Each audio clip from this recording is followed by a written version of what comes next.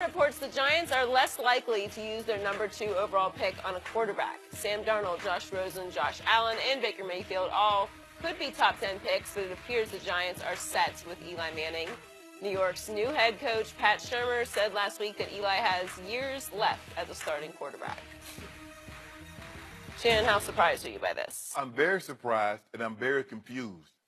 Skip, does Giant ownership want us to believe that Ben McAdoo, a third-year head coach, had the cachet to say, you know what, I'm going to sit Eli Manning down because he's not playing well? You don't make a decision like this. Now, a Bill Belichick, maybe a Mike Tomlin, but even when the quarterback has won Super Bowls and Eli's won multiples, you get ownership's blessing to do something of this magnitude. I agree. So you mean to tell me, and Eli hadn't played well in 5-6 years. So now you believe now Eli all of a sudden is going to be rejuvenated, reinvigorated, and going to play better after you benched him?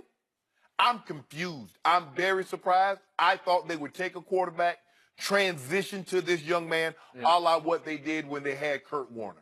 They started Kurt, and then they transitioned to Eli, and boom, that's what we have. I thought this would be a very, very similar situation. And for it not to be, now this could all be a smoke screen. Maybe they have their guy in mind, and they just hold these cards close to the vest. But I think it would be a huge mistake if they don't take a quarterback, because I believe Eli is much, much closer to the end than he has this rejuvenation that he's going to play 5 or 6 more years. It's not going to be one of these Tom Brady's. It's not going to be one of these Drew Brees type situations, Skip, because he hasn't played well like these guys have over the last 3 to 4 years. So to think that all of a sudden, you know what, he figured it out. I know the last 5 to 6 years have been pretty bad, but Eli finna turn this thing around now. I don't see it. Figured it out? Yeah. What? In 2011 Super Bowl. So, the previous coach, Ben McAdoo, sits him in favor of Geno Smith because he thought it had come to that. Like, I'd rather see Geno play than Eli. Right. To Eli's credit, to defend him, obviously his receiving core last year got decimated starting with Odell. But here's what I do not understand, and I'm shocked by this, but I'm pleasantly shocked as a Cowboy fan because I hope Eli plays for the next 3 years for the New York Football Giants because I'll have a better chance of winning games against the Giants. Do you realize the Giants have now made the playoffs once in the last 6 years? How many starting quarterbacks could survive that in this league? Nobody could. Eli survives because he beat Tom Brady twice, by hook or crook, in 2 Super Bowls, right? By hook or crook. He threw the luckiest pass in the history of passes, and he even admitted that on our show.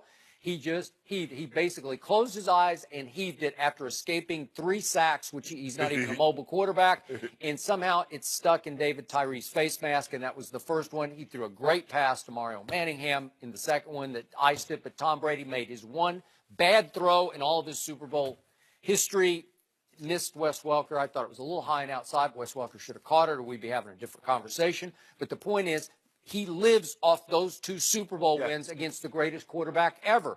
He's made 4 Pro Bowls, has Eli, in 14 seasons. It's okay, but it's not great. He's made 2 in his last 6. It's not great. It's not great enough to keep your job. And think about it. Coach Coughlin, who was the coach in those Super Bowls, couldn't survive not making the playoffs. No. But Eli has. Eli has. And yet, to your point, this is the time of year, as we all know, when the smoke gets thick because smoke screens are being built everywhere. And in this case, would I be shocked if they're sitting on one of those young quarterbacks? I would not be shocked. But the problem is Cleveland's got the first pick, so they don't know. So maybe they want Cleveland to think they're not doing anything. Maybe they want everybody to think they're not doing anything. But maybe they have identified somebody that they're just going to go ahead and take because they're under, there's no obligation to disclose now, oh, we're going to take so-and-so with the second pick in the draft. But the last 2 teams that's won their division got their quarterback sold up for the next 10 years. And you mean to tell me you think you're going to have Eli? So you're going to bypass? Okay, fine. Maybe you're not sold on any of these quarterbacks. You believe Eli is the guy that's going to take you to where you need to be? Now, you drafted Davis Webb, what, last year? Maybe a couple? 3rd round, no. Yeah, so you drafted a guy in the 3rd round. And by the way, just for the record, I liked him I kind of liked him at Texas Tech when he was there with Baker Mayfield, But he threw 37 touchdowns to 12 interceptions at Cal, third-round pick. I don't know. Maybe they like him. Maybe they've decided we can go. It's the new regime, Pat Shermer and Dave Gettleman. I don't know. I don't know, Skip, but this is what I do know. I don't know what the Giants are doing, but I know I haven't seen good, consistent play from Eli Manning in a very, very long time. Eli Manning is 37, and guys don't have this second career at 37. We saw Tom Brady playing well. This is really not a second career for Tom Brady because he had no lapse between his first. That is correct. Drew Brees, once he got to New Orleans, he's been playing great. Aaron Rodgers has been playing great. That's true. So we don't see the lull and then all of a sudden pick up again. It just doesn't happen like that. So Eli Manning has led this league in interceptions 3 times. Not once or twice, but 3 times. And you look at his QBRs over the last 4 years, and they start to fade. He went 13th, 13th, and then the last 2 years, 25th and 25th. Well, just showing you he's aging. And my eye test from last year watching him, I thought he lost a little arm strength. He doesn't look the same to me. It's not coming out with quite the velocity and sort of the assertiveness that it used to. He used to be on top of the game. You know, he's got high IQ.